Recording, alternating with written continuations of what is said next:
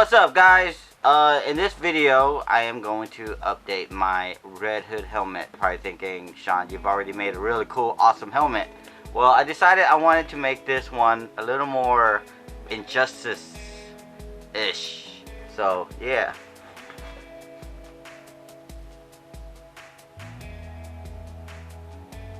I wanted to give it the Injustice2 look, which is kind of cool. Look different from the other one. It actually fit the first time I made it, because usually it takes me about 2-3 attempts before I finally get it to fit right.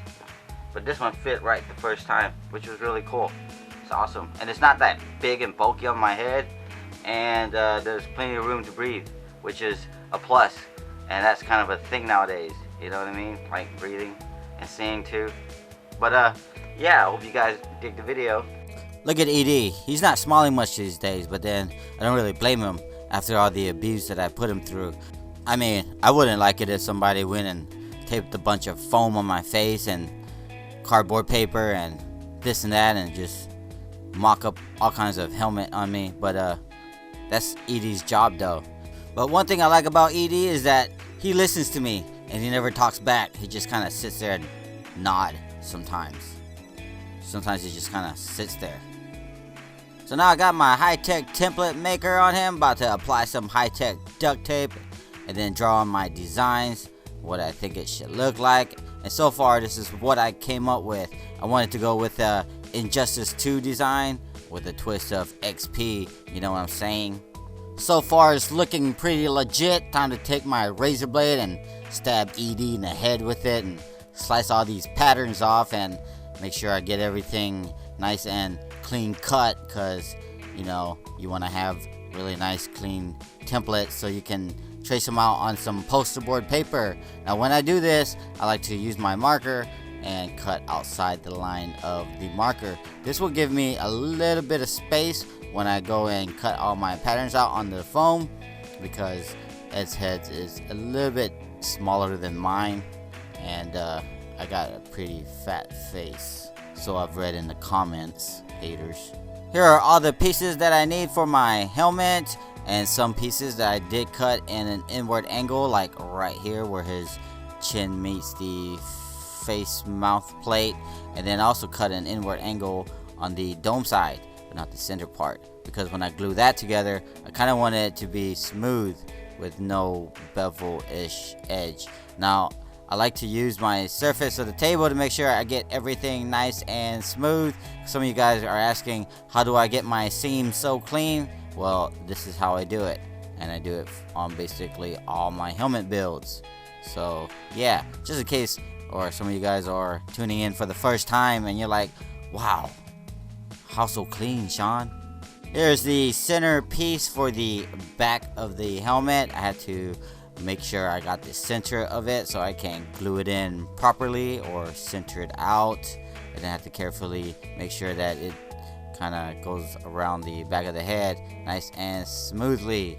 This part is a little tedious, but oh well, it has to be done. Got to do it. Somebody's got to do it. I mean, Ed's not gonna do it for me, or ED's not gonna do it for me. Now that I have all my helmet glued together, it's looking pretty clean. Now some part may need to be sanded down. Now it's time to work on the eyepiece. This is like the mask that Robin would wear without a helmet, except for I'm gonna cut this and glue it inside the helmet.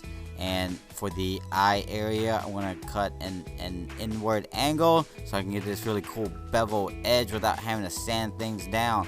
And then I'm gonna apply some glue right on the edge of it so I can put it in the inside of the helmet. Now when I put it on there, I want to make sure it's centered out, so I folded it in half, and then I start from the center, and then I do one side of the eye, and then I move along to the other side of the eye, making sure everything is nice and straight. I kind of did mess up a little bit right here, but you know what? It's just cosplay, bro. If somebody points it out, I'm just gonna say, it's just cosplay, bro. I'm pretty content with how the eyes turned out. Now it's time to take my Dremel tool and round off some of these edges so I can give it a much cleaner look. You can see the difference between the rounded side and the hard side, so I went and did both of them, and it's looking really clean. Now you gotta have some really steady hands when you do this, because you don't want your Dremel tube flying all over the place. Now, I test fitted it for the first time, and surprisingly, it fit perfectly. It usually takes me 2, maybe 3 attempts before I finally get it right. Okay, it's looking pretty sick now. Well, let's make it a little bit sicker with these side accents. I went and drew some out on the computer, and now I cut it out, and I'm using some super glue to hold everything in place. Now, I like using super glue for these accents because you don't get a gobbled mess of your helmet.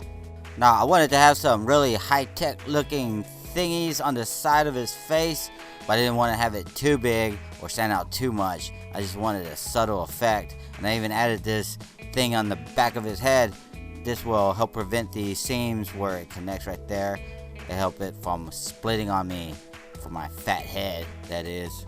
I'm pretty happy with where I'm at, so I'm going to go ahead and seal this guy up so I can lay some paint on it, put a couple coat of Mod Podge. Now, when I mix up my acrylic paint to feed through my airbrush, I really don't have a formula or a recipe or whatever. I just kind of mix it until I get a really nice thin consistency. I also add some Windex or window cleaner just to help prevent the airbrush from clogging up. Not all acrylic paint are the same. Matte acrylic paint are usually thicker, so you gotta put a little more water and Windex in there, but the glossy ones are pretty thin. I usually go with a few light coats because they dry faster than one thick coat. I use a hairdryer to accelerate the drying process. Now, I thought it'd be a good idea to add some texture to this finish, so I took some cabinet liner and I covered it up where the areas I want to have this carbon fiber effect, and then I mixed up some paint, kind of put a bit of black in it so I can get this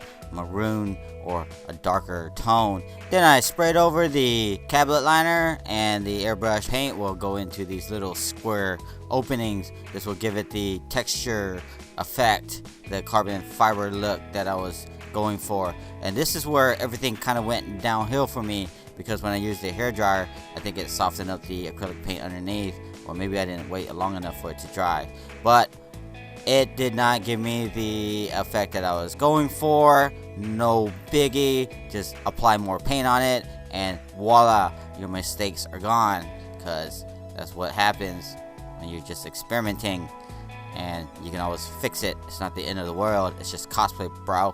Now, I took some airbrush and I went ahead and did some shading around the edges and the corners and whatever. This kind of bring things to life, give it a little bit of contrast, make it look way cool. Now, as you can see, some of the carbon fiber effects still bled through, but that's okay. I am digging it, and I'm gonna leave it.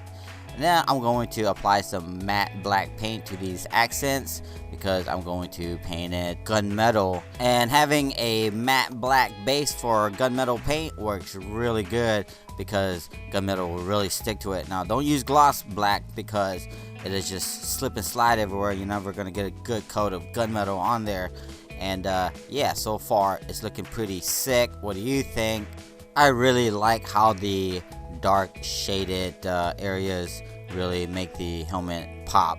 Now it's time to put on some lenses on this guy. I got these cheap pair of sunglasses, which was very uncomfortable to wear.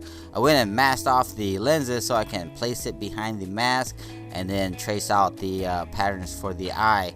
Now, originally what I was going to do is cut it out slightly bit bigger, but after trying to break it off, things went south on me again because mistake happens, and now I got this broken lens that's not gonna work. So I went ahead and took a pair of scissors and I just went and cut it out nice and brown, cut out all the broken area, because it's not the end of the world. I only find solutions, not problems. So I decided to take some hot glue and just glue this lens on the back. Now it turned out pretty good. It did change the shape of the helmet a little bit because I hot glued the lens right onto the helmet, but that's something I can deal with. Now I told myself I'm not going to weather it and just leave it like that, but then couldn't help it. Threw some weathering on there anyways. I just wanted to see what it looked like. I went ahead and weathered the gunmetal, and I really like the weathering look on those accent pieces. I know some of you guys are like saying, Sean, why can't you just leave your helmet mint? It looks really good. Why you gotta weather it for? Well, I can always throw more paint on it and then it look mint again. Now here's a side-by-side comparison with the old Red Hood 2.0 versus the Red Hood Injustice 2 version XP. What do y'all think? Let me know in the comment section below.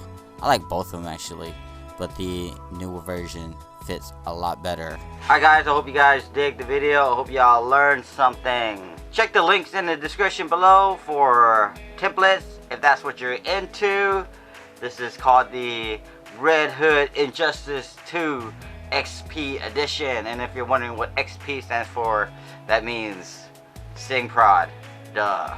Let me know what you guys think in the comment section below. I think it looked really cool, and I think I may wear this weekend at San Antonio. So if you guys are down in San Antonio and you want to meet me, kind of message me on my Instagram or my Facebook, and we can set up a meet and greet. I guess it's not very often I go down to San Antonio's conventions. If you like what I do, hit that like button. Don't forget to subscribe to this channel if you haven't already subscribed, and follow me on my Instagram and like me on my Facebook if that's what you're into. Anyways, I guess that's it for this video. I'll see you guys in the next one.